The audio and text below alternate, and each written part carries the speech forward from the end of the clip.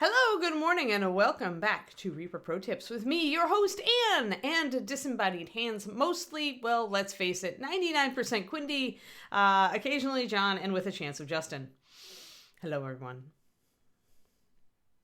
Hey, it's the last day, right? It's the last day. Let's check the Kickstarter. Let's check the Kickstarter. I haven't looked since last night. Let's see here. And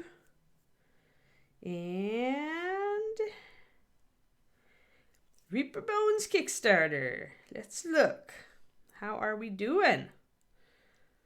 Oh, wow. Wow, we got a huge boost, didn't we?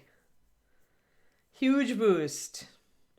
29 hours to go. Yes, indeedy. We are almost to our 1.5. That's very nice. Yeah, that definitely went up since yesterday. So let's look at our map. I always look at the map for the quick view. Hey, dragon, move aside. Move aside. You've already funded. Move aside. Wow, look at that. So we're almost to the new MSP colors. We got, what, 15K left? Maybe? And then we've got the anniversary dragon. Oh, they've added a new map, but it's blank. Oh, Reaper, what are you doing? What are you doing? What's the lighthouse? Is it 1.8? Remind me. Hey, Babel. So we're checking on the Kickstarter right now because it only has 29 hours to go. I'll be on the road tomorrow when it finishes up, so I'll have to check. 1.89. Well, we're definitely within range. We're definitely within striking range, I'd say, of that lighthouse. And I want it too, so I'll probably toss my $30, my extra $30 in today. So yes.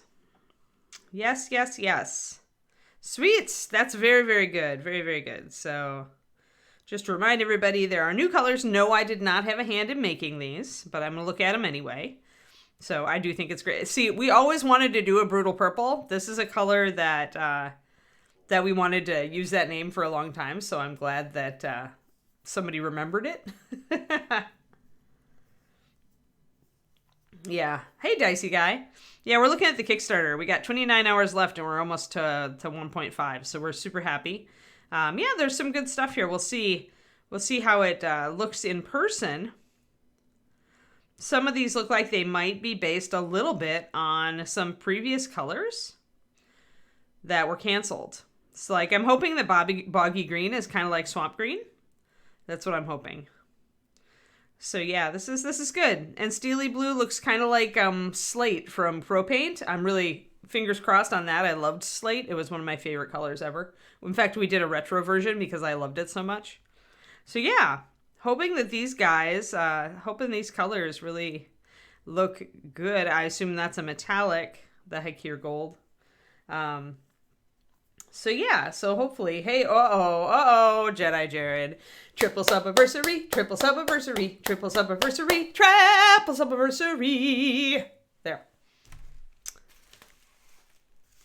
Muted hues are really all you've got left. Like, okay, let's be frank, guys. There are only a certain limited number of saturated hues you can make until you're out of them. Like, there's only a limited number of pigments.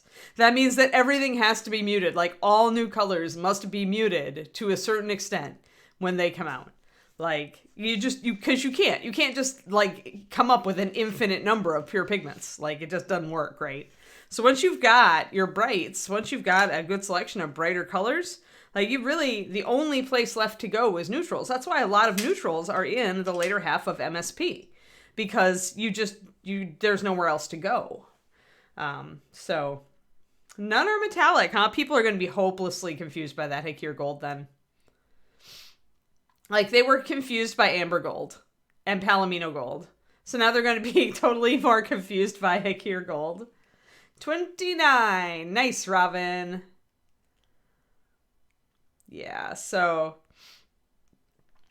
we're on track to unlock those new paint colors. Hey, dragon. All right, so we're going to work on Dragon's Neck today and top, so we're going to, like, see what we can do with the iridescence. Now, do notice that her horn casts a shadow here. And so you gotta, if you're painting realistically, if you want it to look right, we're gonna have to take that into account. We're gonna have to put that shadow onto the scales. We're not gonna be able to just ignore that like it doesn't happen, right? So as you can see, when I move her, that shadow does move, right? Because it's the light source. So what we've got to do then is use our lamps to kind of like look at, okay, this is the light source that I want. And so that's where that shadow falls. That means that I can still pick up the light here. And also remember, she's kind of upright. Like this is kind of her angle on the base. She's not like, she's not like this. She's more like a T-Rex. So, no, Ezzy, funny. Oh yeah, I did the dueling dragons a long time ago, Dicey Guy. Long time ago, back when I was still working at Reaper headquarters before I moved. So this is the wing that we did, also in the same kind of false iridescent colors. So yeah, so that's what we've been doing on this dragon. This is our last day of dragon. I'm working on this project because it's the Bones Kickstarter, and she is in the Bones Kickstarter. We already unlocked this dragon, so that's super awesome. But I wanted to actually get some more colors on here. So with her wing in, now we can see a lot more. So if you guys want to get an idea of what she would look like, with everything together, then that's kind of how she's looking right now. So you can use your imagination and see how she would look when fully painted by extrapolating from what I've got here. So I'm not going to finish her on stream because, as mentioned, it takes months to finish painting a dragon to the standard that I would want on stream, and I'm just not willing to bore you for that long with infinite scales. So a lot of people have stolen the idea, Dicey Guy. Yes, this has been a very popular color, because I painted it like it was color shift without using color shift paints, right? So it's been a very popular idea. You will not be the only one to steal it. I actually did it as a test for another model that I'm looking to paint. So do be advised that this kind of effect, this kind of special effects painting does work better on bigger models. All right, so let's get to it. Let's wrap our dragon in bubble wrap, which we're doing both to spare our hands because she's spiky, and also so we just don't rub off all the primer and have to retouch her before painting her. So putting a nice layer, a vest of bubble wrap over her gives us a nice comfortable way to hold her without rubbing her primer, or if we had already painted her, without rubbing more paint off. So I do this to all my big models. I make them a nice little vest of a bubble wrap, and it's a soft bubble wrap. It's not the super stiff kind. This is the really scrunchy kind. And it's the best kind for doing this sort of thing. So if you paint a lot of large models, do take this in as a possibility for as far as how to hold them without rubbing off stuff. And it's also just comfortable. It's a really comfortable hand grip now since I've softened all her hard edges by wrapping her in bubble wrap. So alrighty, let's mix up our... Oh no, I forgot my palette. Let's look at the dragon for a second while Anne rescues her palette, and then we can mix colors.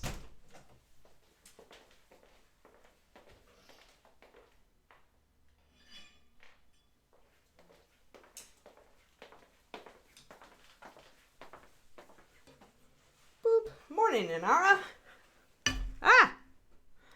I don't ever pop the bubbles, Robin, because I don't have a ton of bubble wrap, and I want to have my bubble wrap around for future models. So sometimes it naturally compresses. I guess if it got to a certain point where it naturally had mostly compressed, it kind of has in my little one here. I've got a lot of flat areas where they've already popped. Then you can pop the rest. But I find bubble wrap too useful. And I honestly have other ways to de-stress. All right, let me get all my paint in the proper order because it's all over the place. Oh my gosh, paint. Ermagerd. All right. Where did that go? There. No? I have paint everywhere except where it's supposed to be. I have to reorganize my little box here. There, I think that'll be okay. All right. Yeah, I've heard that some cats are really into it. Oh, no. That'd be bad. Yeah, I saved the bubbles for the next big project. That is totally... Dicey Guy, if you want infinity scales, you just need to go back and watch when this show was called Reaper Toolbox, way back in like 2018? 2018, 2019? Somewhere around there. I think it's still up on the YouTubes, on the Reaper YouTubes. But I did paint the entirety of Dance of Death, the Dueling Dragons. So it was long. It was very long. It convinced me that we would never ever do it again. So where's my ultramarine shadow? Oh no, did I put it in the other room? No! Seriously, why do I do this to myself? Why do I run off with all of the colors I need? Oh wait, because I needed it for the other model I was doing. 1 second.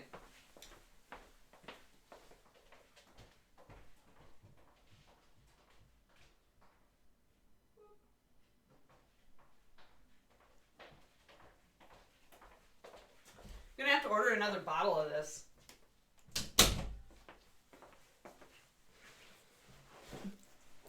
But yeah, so normally what we do, Dicey Guy, is we work on a rotation of 6 different models. So on Monday, we will be back to doing that.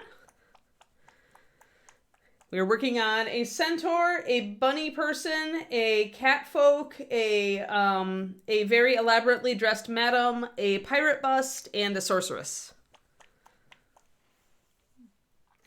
We are working on a lot of different models. And we essentially do a different one a day, and we rotate until one gets finished, and then I pop in a different model. So. Oh, is it really pricey now with the bubble wrap? Because so many people, I bet during the pandemic, it was like at a premium because so many people needed it because everything was getting shipped. All right, so we're using, again, Ultramarine Shadow 9187 for our blue. If you really love this beautiful blue that I've got here, that is the color that Ultramarine makes when it's put over a white primer. So pick up a bottle because it's really good. And then we use Dragon Green with a little bit of Phantom Glow in it. That's 9410 for a nice medium green base, and then the Phantom Glow to lighten it up and make it get this blue shift on the top. And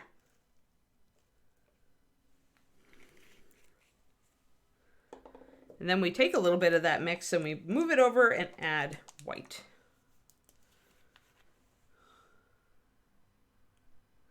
Because when you've mixed a weird color and you want to make a highlight for it, adding white is really the best tactic to use if you want your highlight to go with your midtone.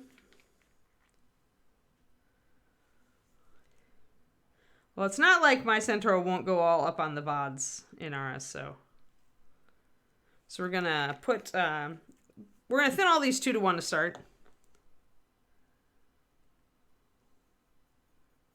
The great thing about both Ultramarine Shadow and Dragon Green is that for how bright they are, they have decent coverage. Actually, I'm going to put 1 drop, because they're technically it's 5 to 2, so I'm going to put 1 more drop of paint into my Ultramarine.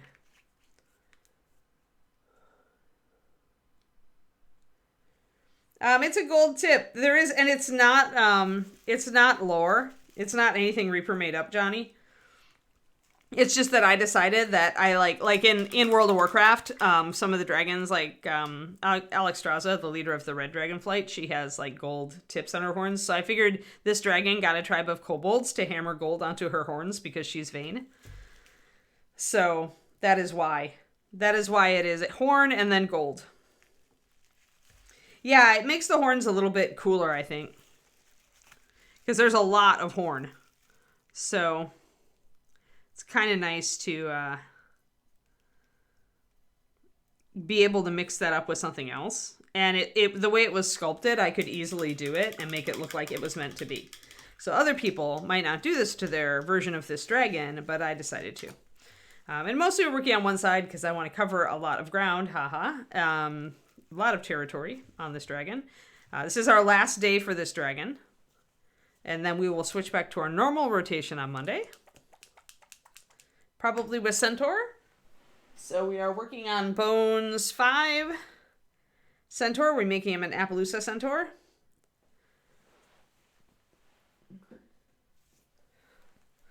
And we're almost done with our bunny person, with our hare folk. She's the Tuesday model, but she's almost finished. So I don't know that we really need a lot. I don't know what is even left on her. She's really pretty much done except for basing. So maybe I'll have to think about what I want to do to base her.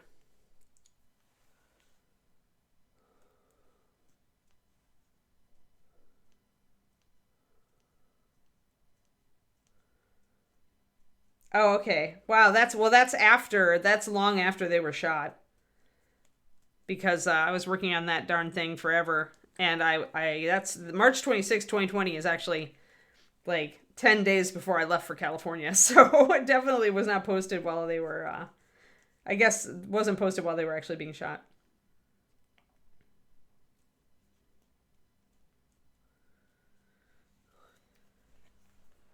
But that's okay as long as they're there. As long as it didn't all go into the ether. So we start with 4 drops of pure white. You really don't want to use an off-white for this. You want the colors to not get muddy.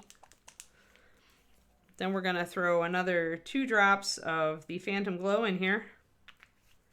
And then we're going to throw a big brush full of that lovely green that we just mixed.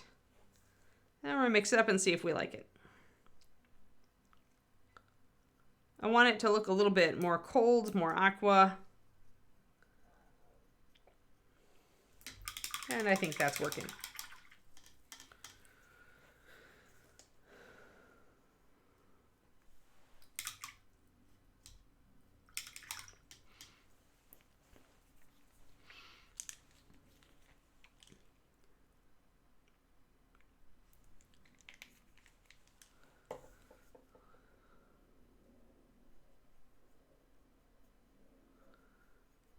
Yeah, so the hair folk will probably go to Ron, so we'll probably just do some simple basing on her.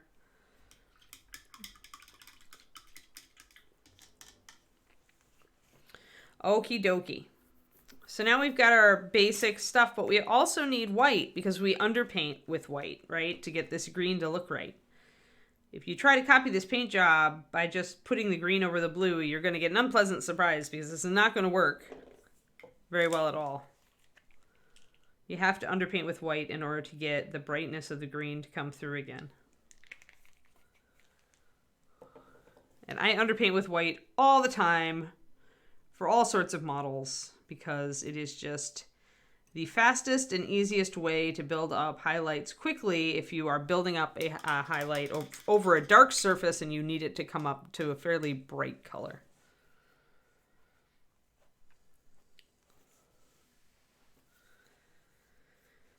So yeah, now I just want to keep checking the Kickstarter. I just want to refresh. It's hitting F1 all the time, right? So what are we at? What are we at? Tell me. Okay, we're moving up fairly quickly. This is awesome.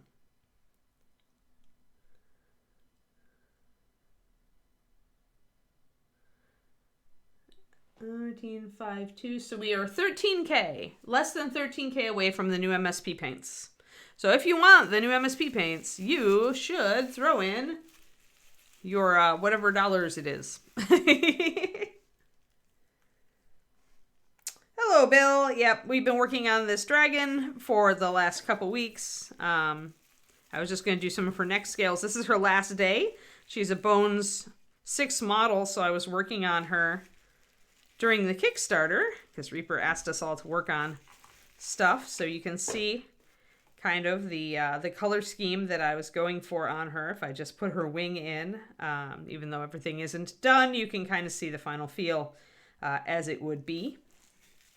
$18. $18 to get new Reaper paint. And I should probably pledge for them because I'm going to want to cover them on the stream. So, all right, let's get a base coat down here. Let's use a gigantic brush. Let's, in fact, use a gigantic synthetic flat brush or filbert because doing dragon scales is, it's just better with this kind of thing.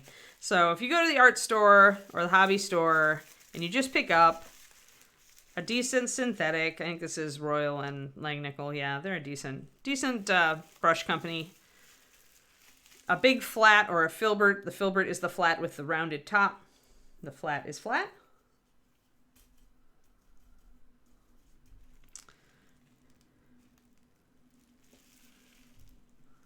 This is not the official box art rendition. I think Michael Proctor is painting that. Just to let you know. I took on this project because there was I didn't have to commit to finishing it. I knew it would take way too long. So I'm just trying to get in. I'll have to bring in another brush for those recessed areas. But for the big scales, you know what? I think I could even add a tiny bit of water to this. It's a little bit thick. If you can see brush marks and the paint isn't flowing together smoothly, then you can thin your paint more on a base coat. As you would know if you would go and consult my my YouTube series that I just started up at the beginning of this year, toward the beginning of this year, which was the fundamentals of miniature painting. And I do have a base coat video. It was the first one I did because I thought it was important information because a lot of people have trouble with getting smooth base coats. It's not that hard, but it is kind of counterintuitive. I'm just going to go down to here. Since I never got the arms for this model, I'm seriously considering making her a wyvern. But that means I've got to putty over all the arm area. So I'm not going to bother painting over that because I'm going to be covering it up. So I'm going to kind of end on that row of scales. Now, one thing is when you're using a big brush like this, you are going to like suck up your paint super fast. So I'm going to need to mix some more. I'm going to make the underbelly a different color in traditional Larry Elmore dragon style. Such a pretty color, isn't it?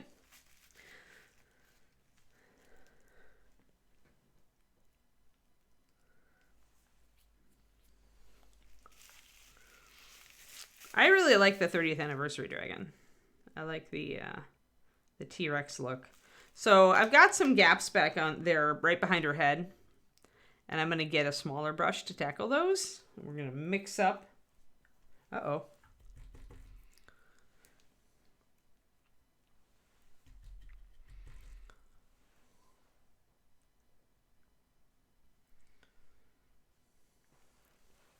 There. Just rinsing out. These big brushes take a lot of rinsing too. The paint will really stick in them. So make sure that you're rinsing and kind of wiping off on a paper towel or your paint smock, whatever you use, until they are mostly clear. If you can see any color still in them, then you're going to be just building up paint in the ferrule down here.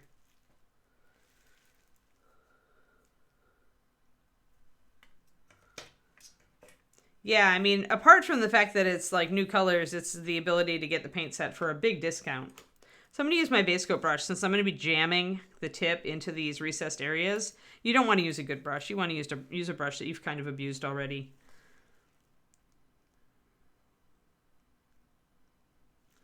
So when you're going to be sticking your brush way back and kind of crushing it into a back or underneath area, don't use your best brush. Bad idea.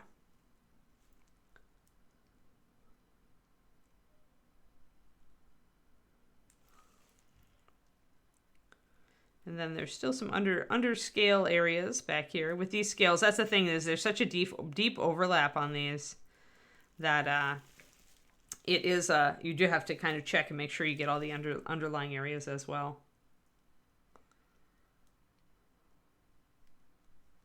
There. All right, now we can do the top area, but we need more paint.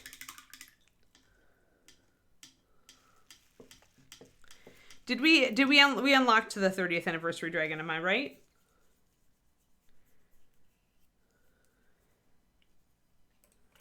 Is it unlocked? Not yet. Where does it unlock? Oh, okay, so it's really close.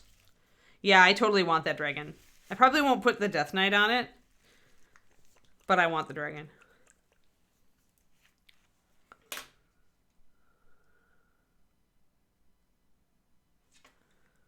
All right, let's get some more water into this and do more of the dragon stuff.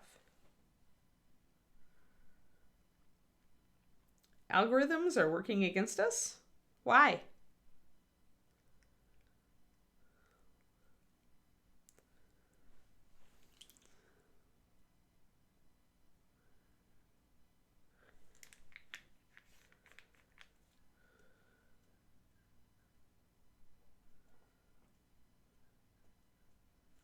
And hello, hello, hello.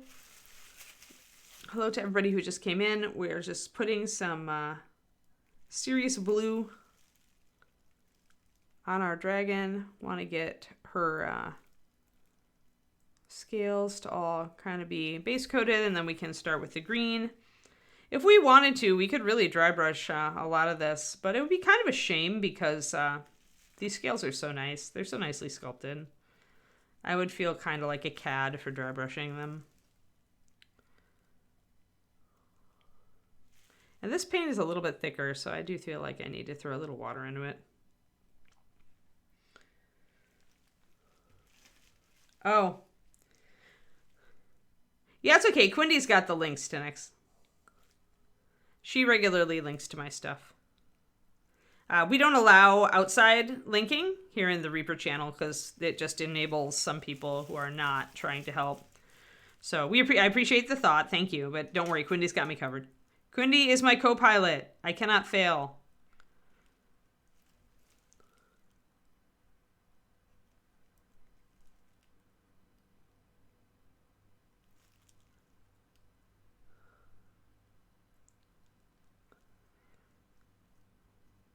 But yeah, if you look at the block of text that Quindy just linked there, then my YouTube's the second to last one.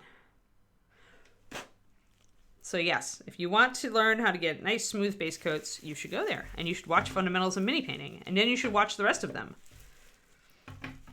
And the tail is definitely getting in the way here. Definitely getting in the way. Hold on, focusing. There, a little bit better. Oh no, Quindy!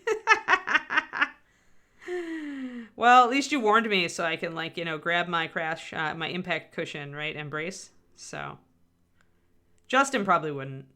Justin would probably be like, oops, and I'd be like, huh? And then we'd be dead.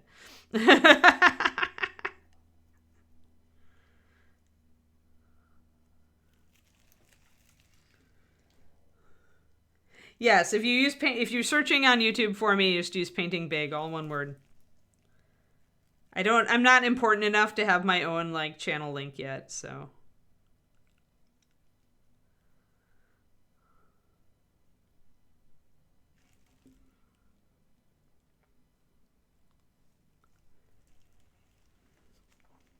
All right. Oh, I get lost in WoW. And in, like, David is so much faster and he knows all the maps and he has better sense of game. He has better game sense. So, like, in Borderlands and in WoW, like, dungeons or raids, it's just like, where the hell did you go? And he's like, I'm over here. And I'm like, I don't even know how to get to you. Like, I can't even start.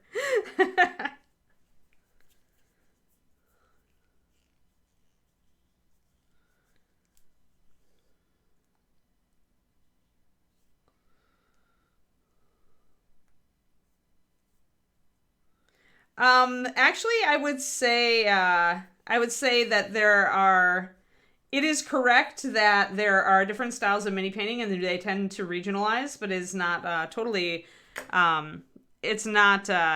homogenous. And Stefan's World, it's not just Italy. It's there's a Spanish school, a French school, an Italian school. The German school tends to be kind of like really pop and high contrast. The Spanish school has a lot of dramatic lighting to it, although you see that in Germany too. The French school has a lot of like color color reuse, like color harmony focus, like because Jeremy Bonamont is kind of like the flagship painter of that style, I believe. But not all people within those countries are going to like copy the style of the main, like the best known painter from their region. You still get a lot of variants. However, North America still has, and that's not just the USA, it's also Canada. We have a background that's less in the fine arts and more from gaming. And so we have there's a definite different style to North America. Yeah, I can't even find the path queen. Yes, exactly, right? They just like poof, and then you're like, how the F did you get into the next zone on top of something that I can't, I can't even. He has to come back and get me. I'm with it. I'm totally there.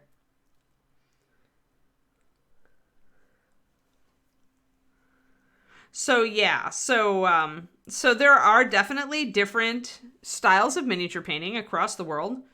But that doesn't mean that all Spanish painters paint like Sergio, and it doesn't mean all Russian painters paint like Kirill, and it doesn't mean that all, but there still is definitely a style. Like when Sergio was here teaching, and he asked me who my favorite like painter, like across the water, Europe and Asia, who my favorite painter was, and I said Kirill, and he's like, oh, his style is so Russian.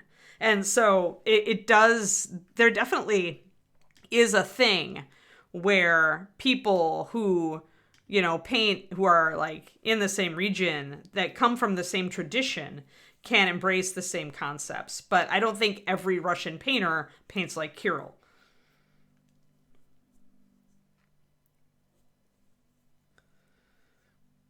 So if that makes sense, Stefan.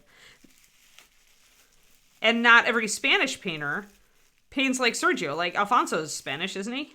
Like, and he and Sergio, you can see some similarities, but also some major differences. So I think right now, like, I don't know if Francesco Farabi is like indicative of the Italian school, right? I'm not up on all the Italian painters, so I don't know. Really, if you think it's fascinating, Stefan's World, the best thing to do is to do what I did, which is just to kind of like look up painters from those regions and actually compare the styles. You'll learn a lot about miniature painting if you try to figure out what makes one style different from another. Pardon me, I need a paper towel over here to dry off my brush. There we go. All right, so we've got blue. We're blue, yay! Now we can be blue and green. Let's get our other paint up.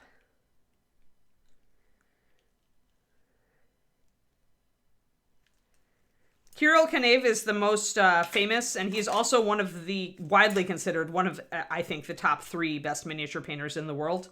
Tinex.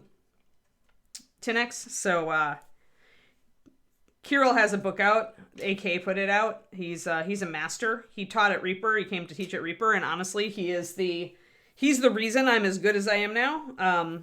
If he hadn't taught me about textures, like I would never have possibly even known what was possible. And also remember that Russia, not even wargaming, but remember that they have a huge, and very long-standing miniature painting tradition. Like, maybe you guys didn't know this, but they were some of the first people, when painting toy soldiers, to do crazy elaborate heraldry and fine detail, freehand. There was a line of historical miniatures called the St. Petersburg collection, which featured, kind of played on that, and it was a company in St. Petersburg, and they had painters, Russian painters, who were just working on essentially painting one-off works of art. They were amazing. Thanks for the spelling. So don't ever think that they don't come by it naturally, because Russia was painting really fine art on figures before a lot of the rest of the world was. They may even have been the pioneer of it. I don't know that, but yeah, George R. R. Martin told me I needed to write that book, but it's not my passion, so I think there maybe is a better person in the world to write that book about miniature painting history, and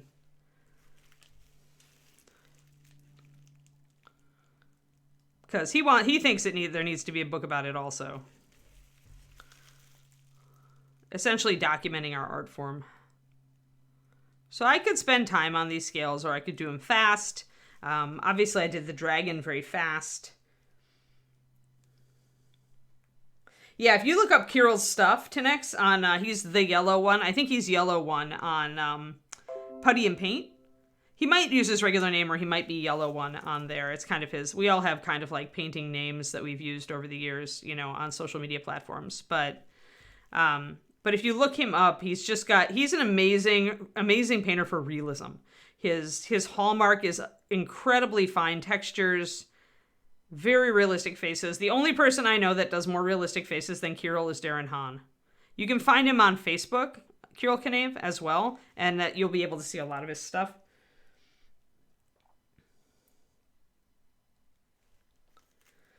So definitely take a look, because it's the Russian style is very different, at least as Kirill does it, is very different from the stuff that you'll see happening in Italy, France, and Spain. Because a lot of the time it seems to me that in the Western European countries, the emphasis is more on fine art and in brushstroke and expressive painting, and less on realism. So, like, which is totally cool and fair, because everybody, you know, every style is different and everybody's drawn to a different sort of painting. But I love realism, so I'm like, Kirill's my favorite painter. No, you can't. You gotta kind of look around Charcoal Kitsune. We were just talking about that earlier. But if you want to see, like, if you're looking for kind of the flagship differences, Jeremy Bonamont-Thibault, who also has taught at ReaperCon a long time ago, taught at Reaper. He's the French, like, one of the best known French painters. There's probably many others that I don't know because I'm not up on everybody. German painters would be people like Ben Kametz and, I just was thinking of him the other day. Crap. He just painted some stuff for that new Kickstarter. Robert, and I can't remember his last name. Dang. Maybe it'll come to me later. But there's another German painter also. They're very high contrast. And then Italian Francesco Farabi, who runs the Monte Sansevino show as well, does some stuff. Some of his models have been reproduced into kits by Picasso, I believe. So he's more Italian. There's got to be other Italians. Sergio Calvo Rubio for Spain, and Alfonso. I think Alfonso's also Spanish. Am I correct, guys? They're very different styles, but they have some stuff in common. The bold colors, and the use of color, I think it has some things in common. Yeah. So, and Roman. Yeah, Roman Lapat. Thank you. Although I don't remember, which country is Roman from, Robin?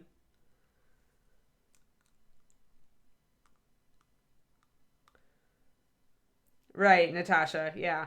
Yeah, and she does more historicals, right, Inara? Okay, so Roman in Germany. Yeah, so Roman would be another great example of Germany.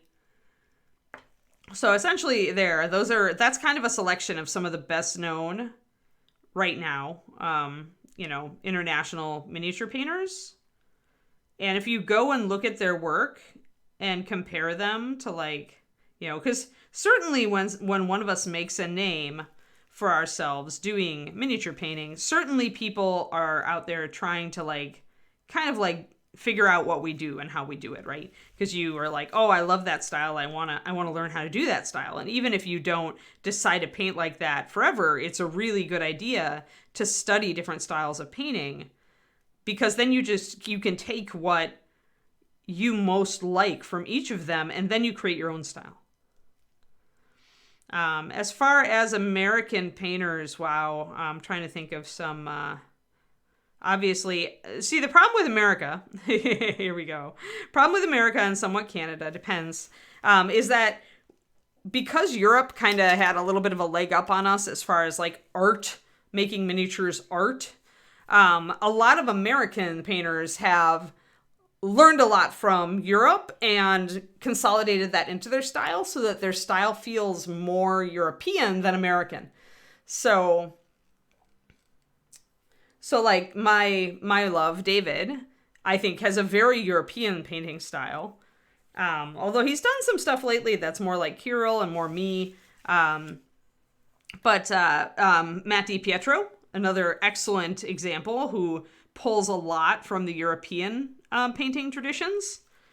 Then you've got like people like Aaron Lovejoy. I think Lovejoy is a very American painter. I feel like he is kept. He does a lot of wargaming models too, and that's why. Because, like I said, the North American tradition is very much influenced by gaming, right? D&D and miniatures games. Yeah, feel free to.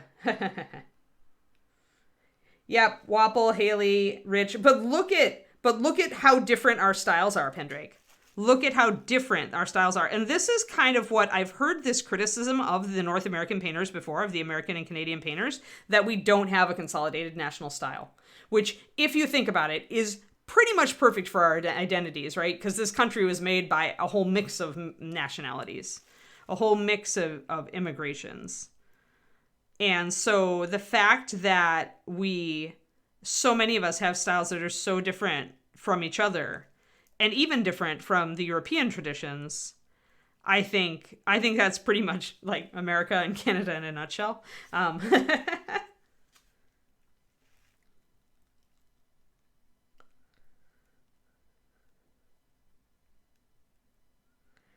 Yeah, but those are just two different styles. Like, essentially, Tinix, don't be confused. It all works. The thing to set your brain on is actually you can paint any way you want. So what you should do then as a starting painter is you should choose one method and try it out. And don't just try it once. Actually try it out and like work with it for several weeks, maybe even a few months. Get familiar with it. Get familiar with how it feels, the results that you get. You know, like do the base coat thing. Base coat's very USA. And then go and try glaze painting. Like, then wrap your brain around, how do I do this? What's the difference? Like what kind of results does it give me? Do I like those results? But you can't just try it once or twice. You have to give it an honest shot. So like, if you don't paint very often, that could be taking a few months to just work with it.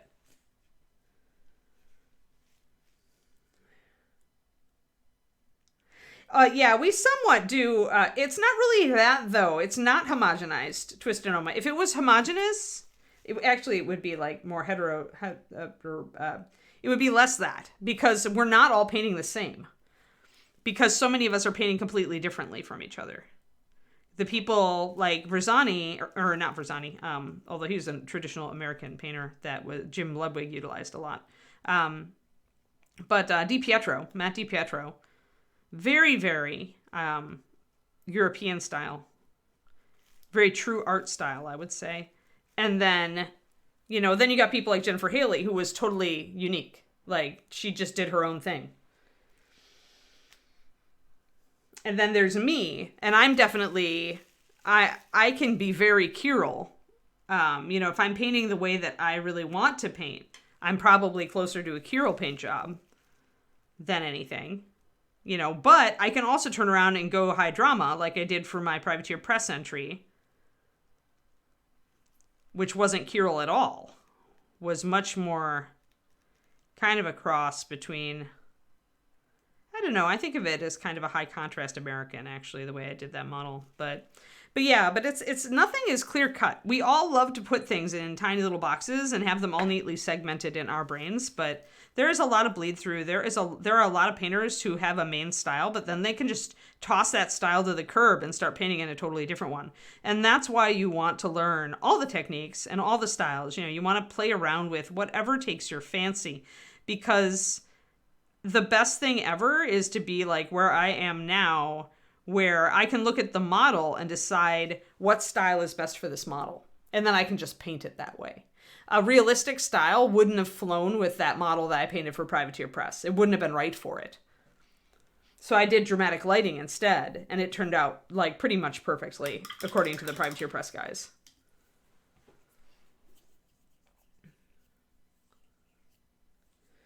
Winsor Newton synthetics are probably decent. I mean, they are synthetics, so they will eventually hook at the tip, but if you take good care of them, use the force, then it'll be a good start for you. And then if you figure out if you're, how good you are with your brushes, then you can maybe think about upgrading.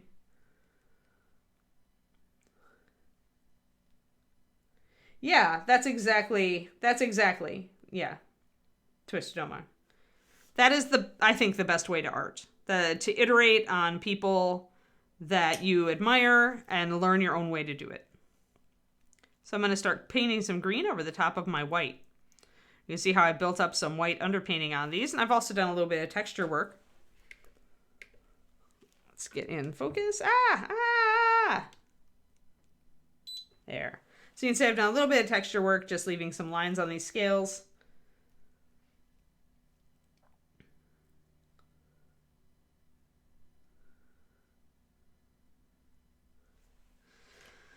Yeah, if you are always rushing to finish a project, chances are you actually won't necessarily get a style. You probably will get one just because, like, you get something of one. Like, you will learn which techniques, just like any painter, you'll learn which techniques serve you, hopefully, as far as, like, painting faster. And you'll do it that way. But if it's that you start with, like trying a technique, but then you have to kind of throw it out the window because your deadline is looming, then I would advise actually taking a break and working on a model without rushing it.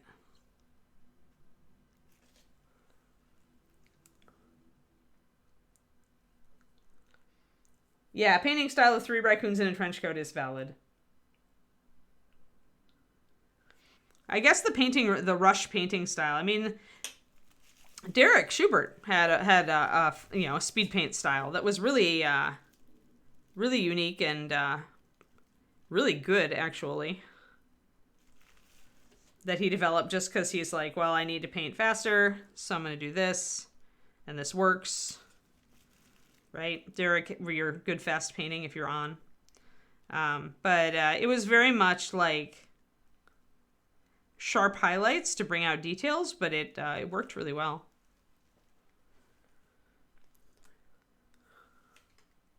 So it is possible to paint fast and still develop your own style.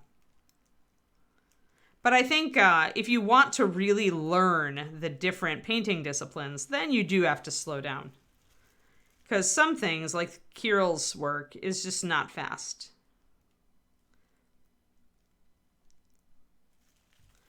But we always come back to, your own goals, right? Because if you don't care, if you're like, I don't even care about a painting style. I don't even, I want to just learn to paint things quickly and decently so that I'm happy with them on the gaming table, then yeah, you don't have to worry about all this stuff.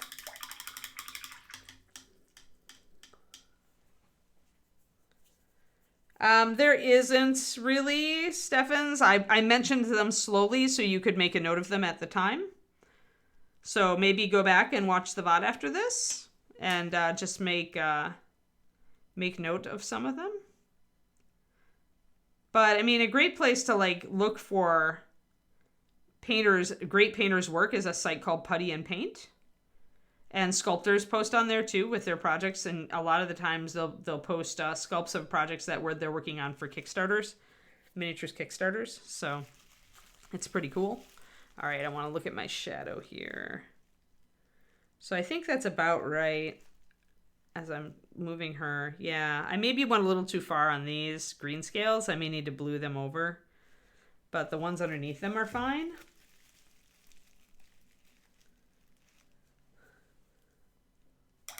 Some people were spelling the names in chat for you, Steffens. So, yes. And Putty and Paint provides a lot of names with pictures of their work. So you could just find painters there and then ask where they're from. Like you could find, could ask even on a Discord or whatever if people know where. I don't remember if it tells which country the painters are from on Putty and Paint. But you could definitely find a lot of great painters on there. I am not on there yet. David always tells me I should, put myself on there, but I just haven't had time. So I'm going to paint some blue over a couple of these scales. And the reason is that when I move the dragon to where the light is falling correctly, those scales are like covered by that shadow. So that means I need to shade these down a little bit. So I'm just taking my blue and I'm actually making them into a darker teal. Oh, it gives city and country. Perfect. Then great. Then I would say just go to Putty and Paint. Browse around. Make a note, like start a little list and make a note of which painters like you see that you're really impressed with and what country they're from. And then when you've got a list with a few like names under each country, you can kind of look at those as a group and figure out if it seems like they have like a cohesive style. Like it would be a fun project.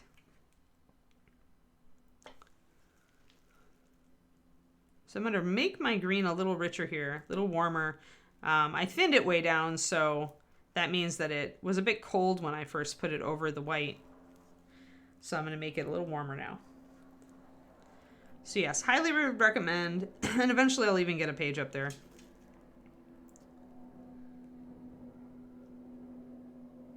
It's just that I don't finish like enough like high-end pieces. Like right now I'm definitely just focused on, in my evening painting time, I'm definitely focused on knocking out like the last of my commissions.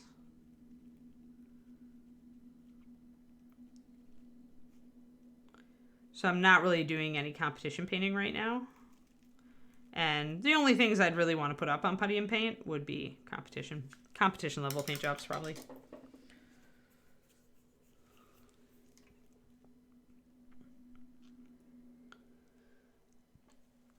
But yeah, if you want to see some really cool stuff, always keep an eye on Putty and Paint. There's always some eye-popping stuff that somebody's posting. And if they've sculpted it for like a Kickstarter, they'll usually say so. And then you can look up that Kickstarter when it launches. Or if you've missed it, you know which company to look at if you need that sculpt.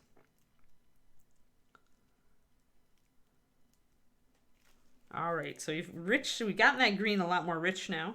So that's great. Now it's time to look at where our highlights would be. Now, because I painted all these scales individually and not in bulk areas like I did here, I'll run into a problem unless I fix that. And the problem is that then each scale is going to be separate and we're not going to get this iridescent effect that we get when we do it in groups. Now I did do all these big scales somewhat separately and I still managed to keep the feel, but it's much easier with small scales to do the small scales as if they're all in a group.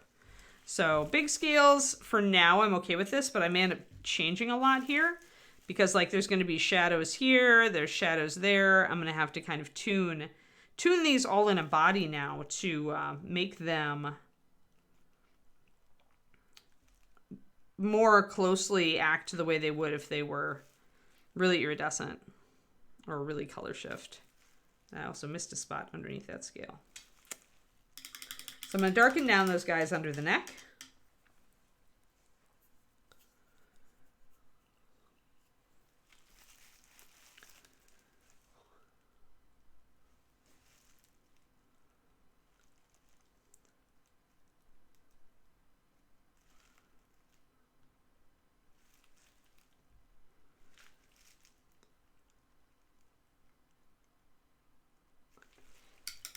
All right, so darkening those, and I already left these blue, which is a good idea since they are underneath, just like these guys up here. I left these blue and these blue. So let's see here. The most light is going to be falling along this line here, like this bulgy area. So I think what I'm going to do here is I'm going to start bringing in a little bit more green, even between the scales.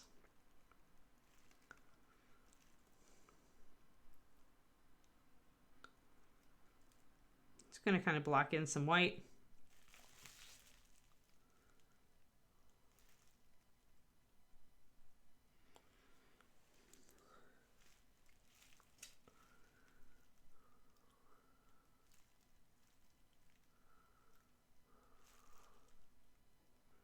So I think this area up here is pretty pretty open and probably would get a lot of that light. So we're going to concentrate on this area. And we're going to make it all green. Let that white dry a little bit first. I'm going to blend it in a little bit while it's still wet.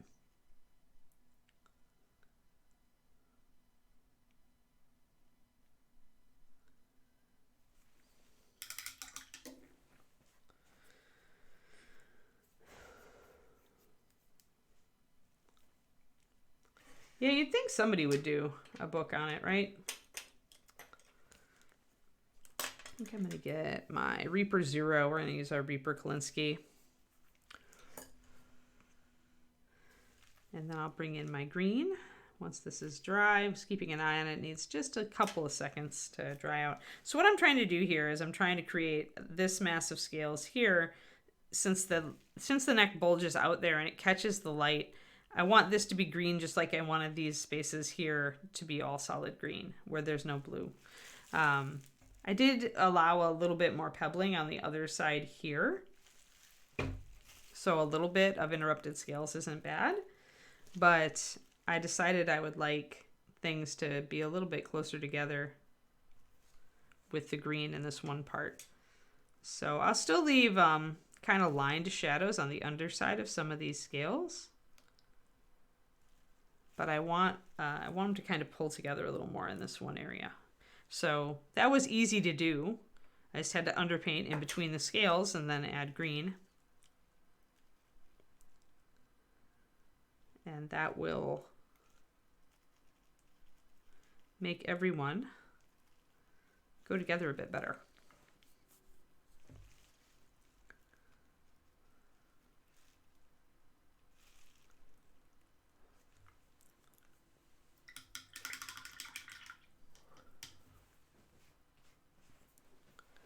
And then our next step is, of course, to put our teal highlights on. So while that is drying, I can get a bit of the neck scales up here with my white. And my shadow, if you look at how the light is falling, actually, the top of the neck here does have a couple of shadows from these narrow little horns. But in general, they're not too bad. I'm kind of looking at it. Yeah, the shadow starts the most harsh right under the horn, but by out here it's faded away. So that'll be pretty easy to bring back in. So I feel like I can bring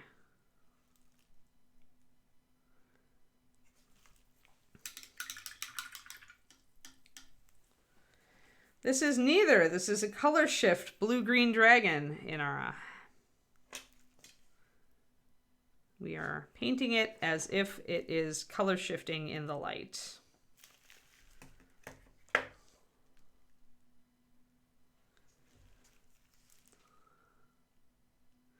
Yeah, there are people who will really blow your mind.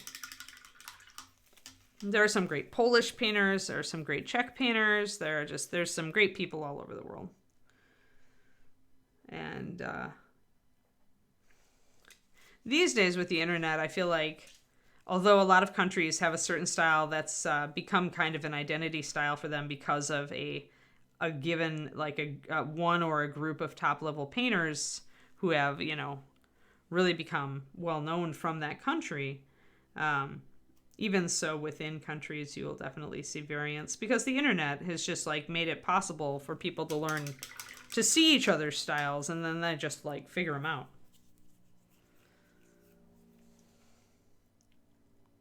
But no, I did not want this dragon to have a chromatic alliance. I wanted this dragon to be dual colored. Both colors.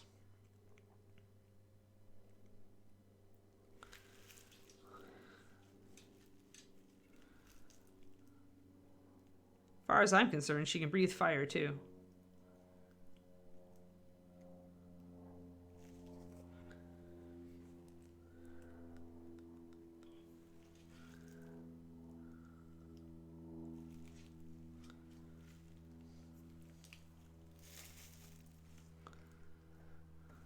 So just like with the top of the head, remember the top of the head?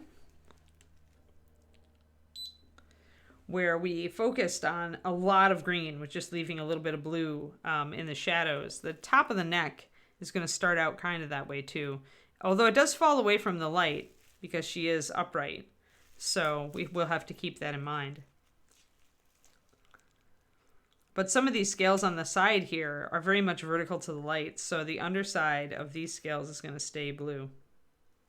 Which is why I'm just doing the white on top. So let's go back to our... There.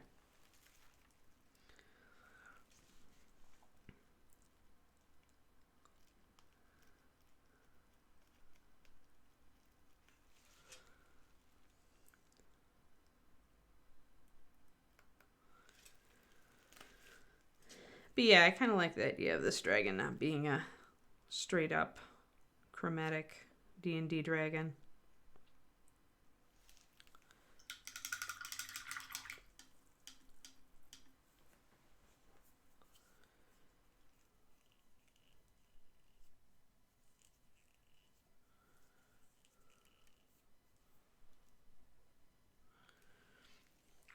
You can paint it however you would like, Valandar. I have painted a border collie before as a familiar. But yeah, Lassie Druid, totally cool. Now you have to have somebody fall in a well. And the Lassie Druid has to come running up to the rest of the party.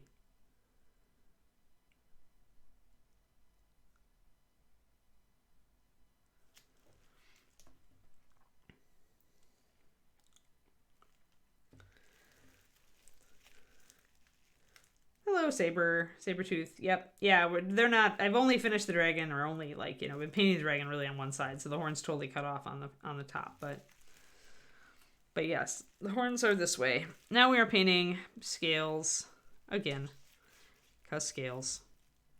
I was waiting for my green scales on the side of the neck to dry so that I could go back and finish them off with the teal highlight. So I was blocking in some underpainting on these big scales. Underpainting meaning just, in this case, laying white over a dark base color so that I can put a totally different color over it on top.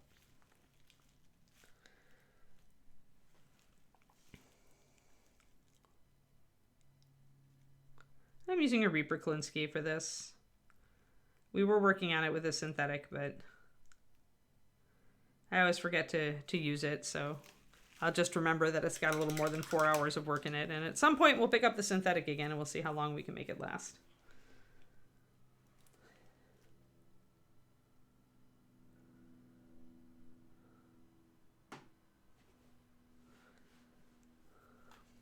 Thanks, Sabretooth. I'm glad you like it. The wing is here that we were working on at the very beginning.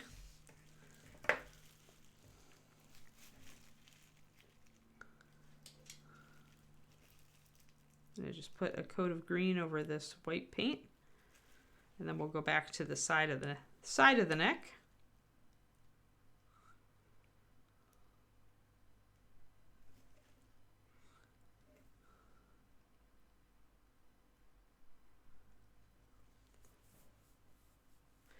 A ton. That's why I'm not finishing it, Sabretooth. This is this dragon I picked up 2 weeks ago because Reaper wanted us to paint models from the Bones 6 Kickstarter on stream. Bones 6 this is on its last day. I think we're 28 hours left.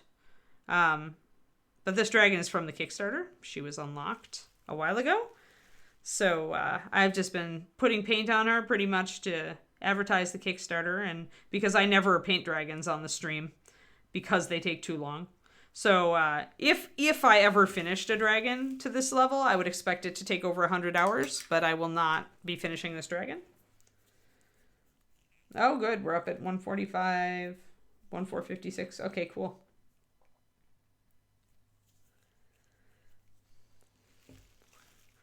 But yeah, I don't paint dragons anymore. I may go back on that at some point and just try one just because, why not? But most top level painters won't because they're just too big. They're too big and they're too repetitive. Like, it's all scales. But, you know, I may someday. I painted about a lot of dragons for Reaper for box art. So I've painted my share. Some of them took forever, and some of them I did more of a fast job on. But they always take you a ton of time to do well.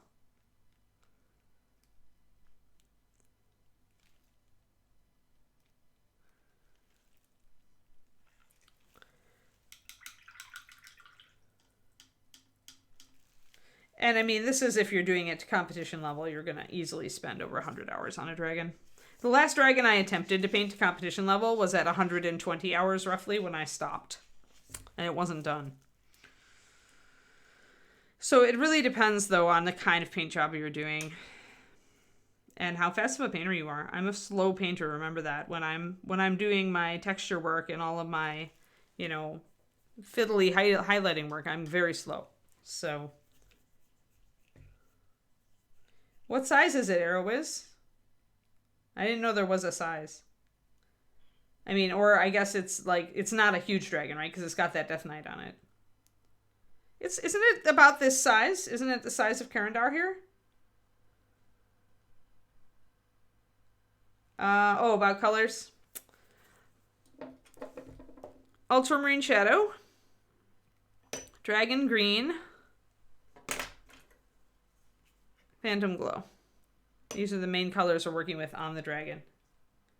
Half again bigger. Oh, all right. It's a big dragon. Well, then they wanted to do another big one.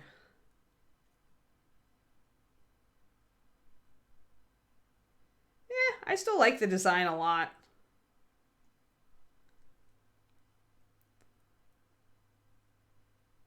Yeah, remember though, a lot of people like big dragons. And this dragon is very manageably sized. I mean, this is a little bit bigger than Death Sleet, right? So, kind of Cinder, like a Cinder-sized dragon. A little bit bigger than Cinder. Something like Nathavar. Nathavar, but pointier and eviler. This was specifically chosen, Sabretooth, to do a faux color shift. So that it looks like it's color shift, but it's really not. So it's non-iridescent, non-color shift, color shift. I just felt whimsical and wanted to try it out and see if it would work. I had an idea about how I wanted to do it. I would say that it is successful based on how it has looked on this model.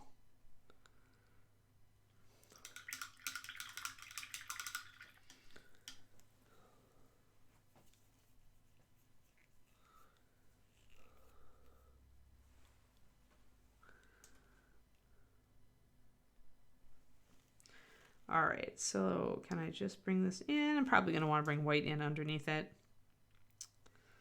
So once again, if you want the aqua color to really show up, you want to bring in white first. So I'm going to try to figure out how I should do my color shift here.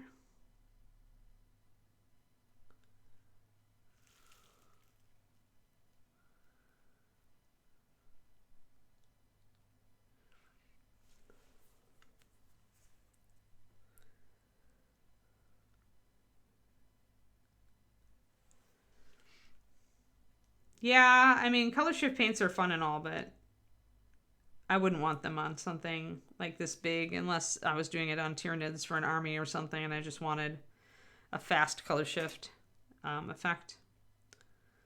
I always thought that if I went back to Tyranids as an army, I would, because they're bugs, the iridescent makes so much sense. But I would never paint them like this. It would take forever.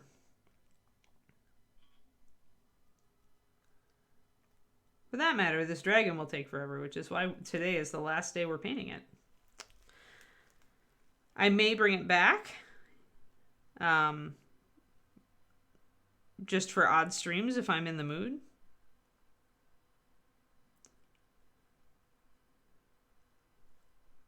Did the new people, you caught the colors, right, new people? Yeah, it would. You'd have to paint them in mass like I did these. I think it's better on bigger models, though, just like any iridescent type color.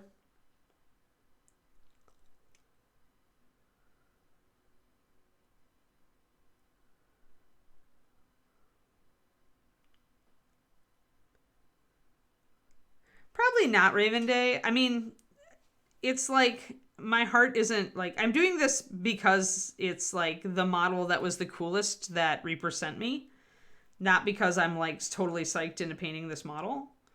I don't, I mean, maybe I could post a work in progress on it on Insta, but I would just do one. I'm not going to work on it after this unless it's on stream. I have other dragons that I'm more excited about if I was going to paint a dragon.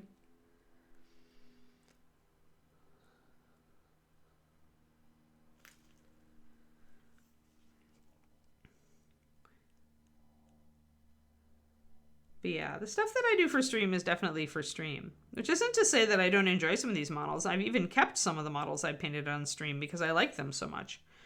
But this is just a lot of work. And although I may take like one shot after this stream just to like put it up on Insta to kind of promote the stream, I have no urge. There's so many models that I would rather be painting right now in my free time. Like the big werewolf I've been working on my own stream on Saturdays. So I won't be painting this off stream. But I may come back and decide that I want to work on it a little bit more, in which case I'll tell Quindy, and Quindy will decree that it will become a dragon stream.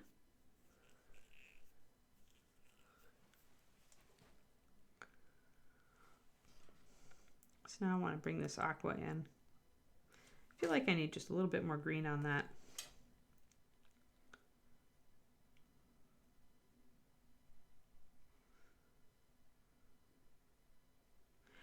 Yeah, I mean, it's fun to work on a dragon, but it's not fun to have to go and paint all the scales, and it's very repetitive for the stream. It doesn't work well. We've tried it before. And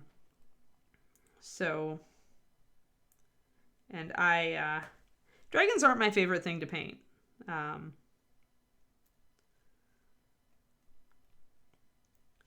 I do own them. I do own some, and I'm very picky about my dragons in general.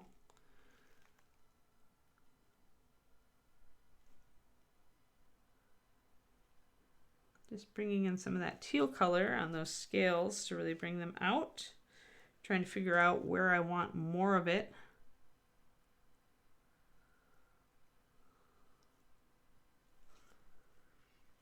I think I want to get a little bit underneath here. A little bit underneath there. I just want little tiny bits of light reflection on these guys. But yeah, we'll be back to our regular rotation doing a bunch of different models on Monday.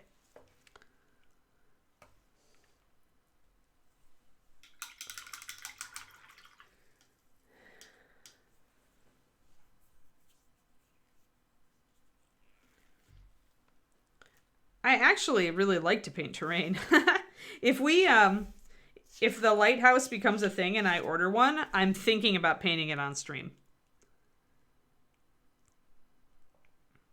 Because I really like that lighthouse and I think it would be fun. We'd do it pretty fast. Not Ed house brush fast, but we would do it, with bigger brushes for the most part and then concentrate on bringing out the details. So, I am considering that. I think that would be fun.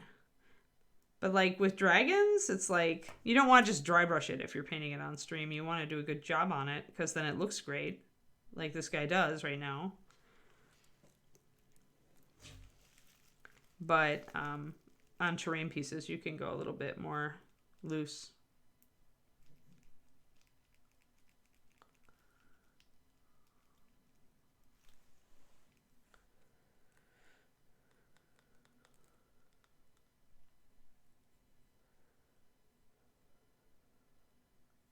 Oh, wyverns are in the dungeon denizens. Nice.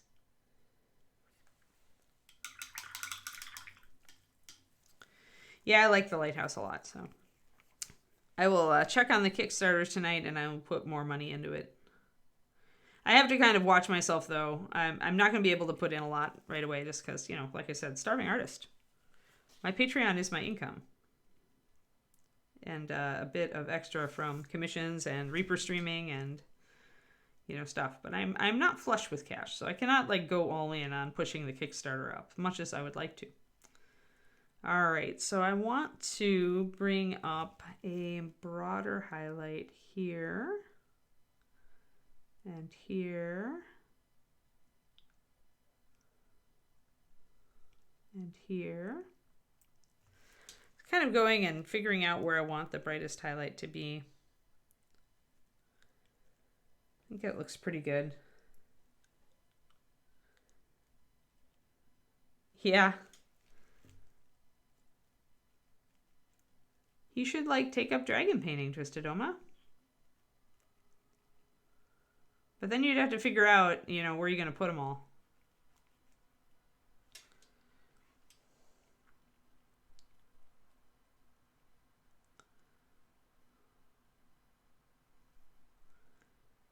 But yeah, dragons are... a lot of people think dragons are intimidating. They're really not any... not any more than any large project. It's just that you just want to chunk it down. Figure out, like, break it up into parts and then just tackle each part individually. And that makes dragons a lot more doable.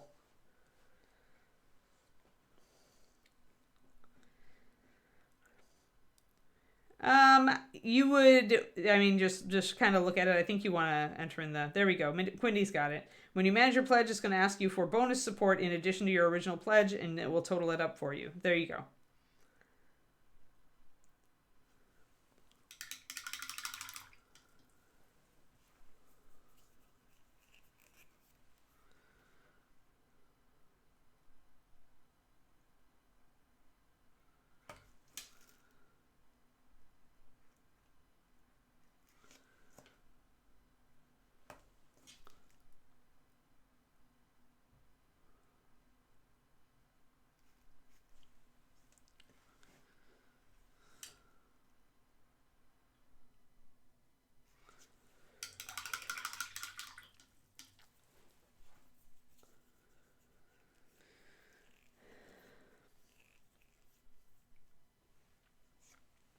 Alrighty.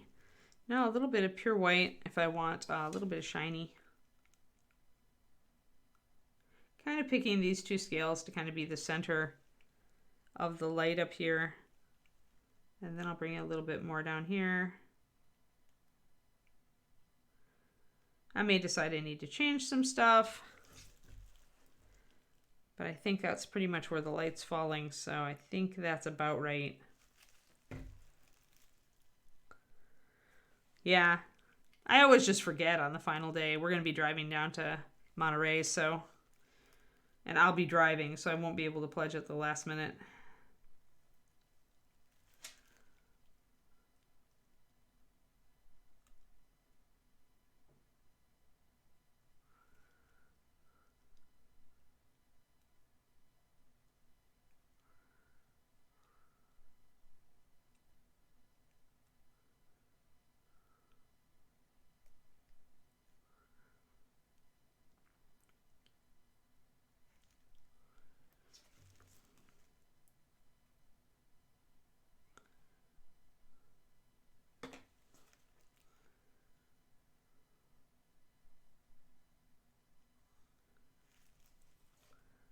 In other news, in puppy news, the first breeding happened for my puppy's mommy.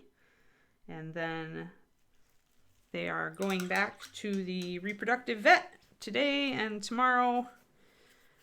And then we wait for 5 weeks to see if puppies are seen on the ultrasound. And then we wait for 4 more weeks to see if enough girls are born.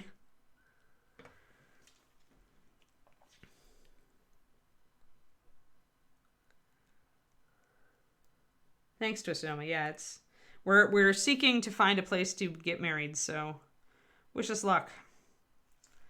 All I want is a Victorian bed and breakfast that has enough of a little garden for us to like take up space in it for like 15 minutes that takes dogs. That's my quest.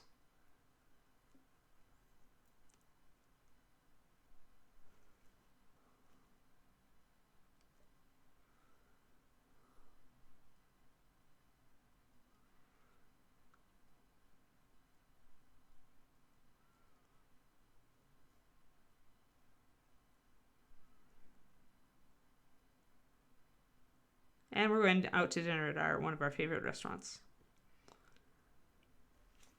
All right, so there we go. That's looking good, actually.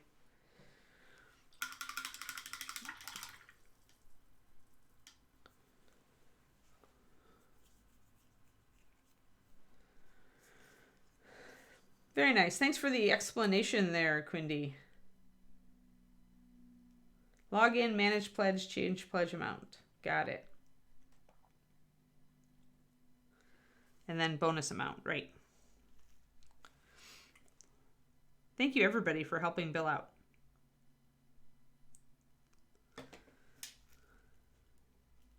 Plus, I need to do this anyway. So, and then it reminds me how to do it.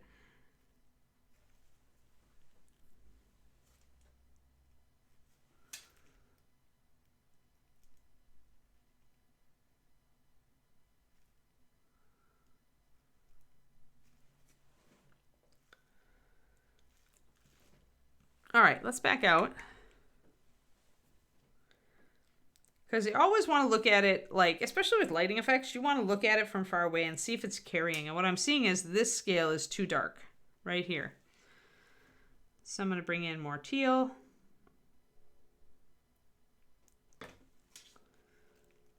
It's reading too dark. It's better.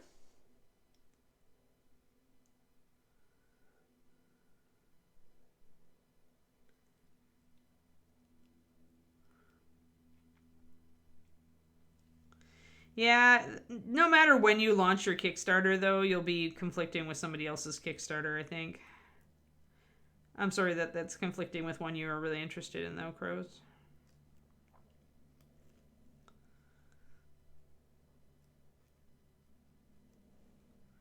Yeah, that looks better. And then that needs just a little bit more. See, when you zoom out, you can really see the overall masses of light and shadow.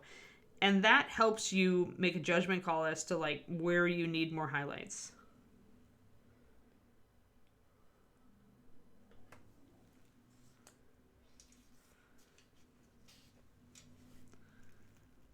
So I want just a little bit more here.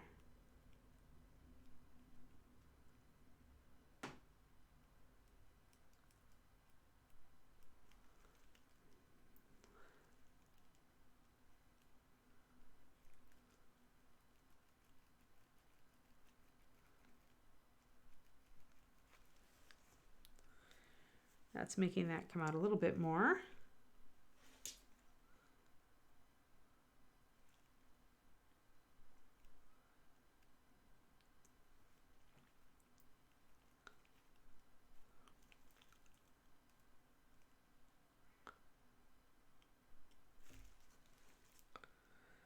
Then that's looking a bit better.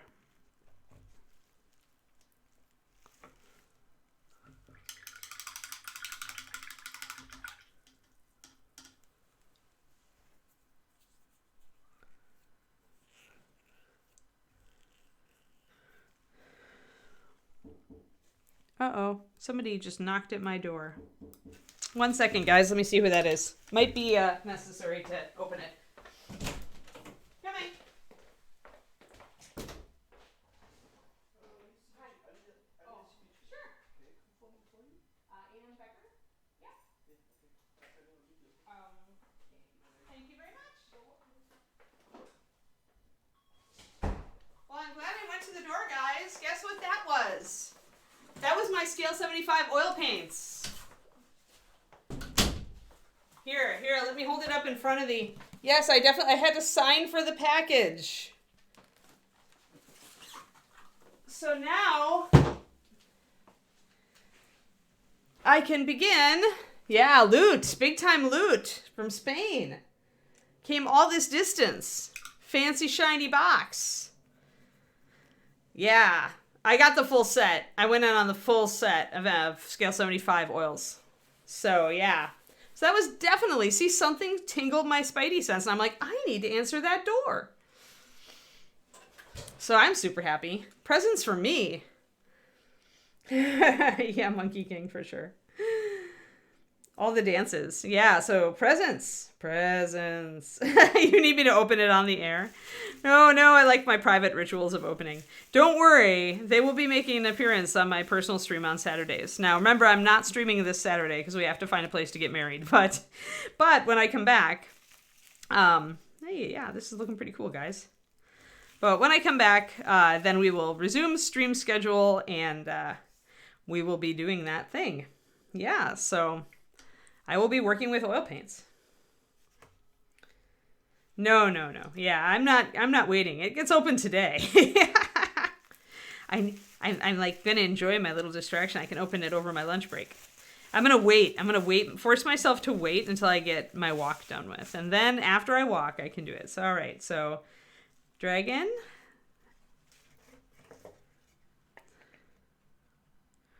Slot in the wing. Dragon. She'd be pretty. Like, if we ever finished her, she'd be very pretty dragon. Look at those beautiful scales. I'm just not being able to tilt her as much. But yeah. Yes, my ritual of opening. Yep, that's exactly. That's why I call it that. So yeah, so. Well, use the force, Luke. I did go to school for art. College, and I used to use oils on canvas a lot. I actually really loved oil paint, so I'm going to paint. I've got a bust in mind that I've been wanting to kind of thinking that oils would work well with it. So that is what I am planning to do for a practice run. It's a pretty simple bust, but it's a dragon lady, so she does have scales and stuff like that. So yeah. So I'm thinking about starting with that. And that would be a lot. It actually would be kind of like this color scheme. It would be like a lot of blue and red, orange, and some green. Yes. You think flattery will keep you alive? Can't hurt to try. And with dragons, often flattery does keep you alive. But yes, exactly. So I think she's turned out really well. So yeah, I mean, I'm having enough fun with this that I'll probably come back to her. Like we'll come back, we'll like finish we'll finish sections, right? We'll come back and work on the scales. Maybe we'll do more on the horns. We'll wait a while. And what that'll do is we'll get some new people in the stream who, are interested and didn't see the first part, and we can finish up this wing and maybe think about what we're going to do on the underside. There's a lot of the nice thing about this dragon as opposed to other dragons is that she has really interesting scale patterns. So it's not just the same old thing everywhere. It's varied up, and you've got these horns coming out of her skin. The underside of the arm is beautiful. Like, look at all these beautiful little horns coming out of the skin here. Like, this is a beautiful sculpt. And so what that comes down to is that none of it's boring, right? Is it tends to avoid boredom because you're always painting a slightly different surface. And I think that is key if this dragon really does get closer to done. Like, that's going to be what gets it there. Because she's just got so much beautiful detail on her sculpt, and everything is a little different. Her legs are very Godzilla. And so because of that, I feel like it would be interesting to paint her, even though there's a lot of her. But as I mentioned, I don't have the arms, so I'd have to resculpt that, and that's going to be a big thing. I don't know. I think she breathes red-orange fire. I think she wants to be complimentary. She's like, I want lots of contrast so people see my fire and see it coming and despair as I burn their homes. And so I would like to breathe red-orange fire because I am green and blue. It's my story. And I'm sticking to it. Oh, if you want to watch oil paint on miniatures, watch James Wapple. Watch Wapelius on Twitch. Use the Force, Luke. James Wapple is like a pro. He did 20 years of painting with oils on canvas, and now he's transited over to using them on all his miniatures, and he's definitely at the top end. He's also comes to ReaperCon and, does displays and stuff, does demos and hangs out at Fort Wapple. It's just James is a great person. So, we're going to hit the new paints. We're going to hit the new paints before I even go on my walk. Awesome. Yeah, I'm probably going lighter actually like a little bit of a lighter version of the bone color. Yeah, Wapple's a wizard, and he is really fun to watch. Yes. So use the Force. Look up Wappelius, Wappellious, Wappelius. And when James is streaming, take a look. It won't look like he's using oils. He'll be using oils, and he's crazy good with them. So yeah, I'm looking forward to this. This is gonna be fun. Given I've got a giant werewolf to paint, I don't want to use oils for that. I want to use acrylics. So my own stream, I'll probably go back and forth, but I'll definitely muck around a bit for you guys with oils and talk about how, like, because that may be just like I usually do, right? I deconstruct all this stuff for you guys. I don't know how many people are deconstructing it to the micro level on Twitch. Maybe people already are, but I can certainly do that for you. Yeah, thanks, Quindy. Thanks for the link there to James. Give James a follow, guys, on the Wappelius channel. Quindy just linked it. Follows help us all. Yeah, I don't know, Casmania. I was hoping that steely blue was actually more like slate. Yeah. Yep, and we are at endpoint, but you guys can see, like, how pretty the dragon is. Like, isn't she pretty? She's very pretty. So, yeah, now you can't see that her wing isn't quite finished. But you can get a definite feel, now that I've blocked in the blue here as a bridge, you can get a definite feel for how the dragon would look if we finish her. So, nice. Yeah, James is really good. I hope you enjoy him. He's just, it's hypnotic to watch James paint, use the Force. I hope you like him. All right. Yes, 2 p.m. Central for the RPG beta stream with Joseph Wolf. Definitely. And again, I will not be doing my personal stream tomorrow, but I will be back on Monday, and we're going to be working on the Centaur. So, woohoo. There we are. And I hope you guys have a wonderful... Yeah, good luck to us trying to find a place to get married at, right? It's just like, I need your backyard for 15 minutes. Like, seriously, I don't want to pay for a huge venue. It's like we've got 10 people coming, for God's sakes. So, yes. All right, everybody. Have a fantastic weekend. I will see you again on Monday. Bye-bye.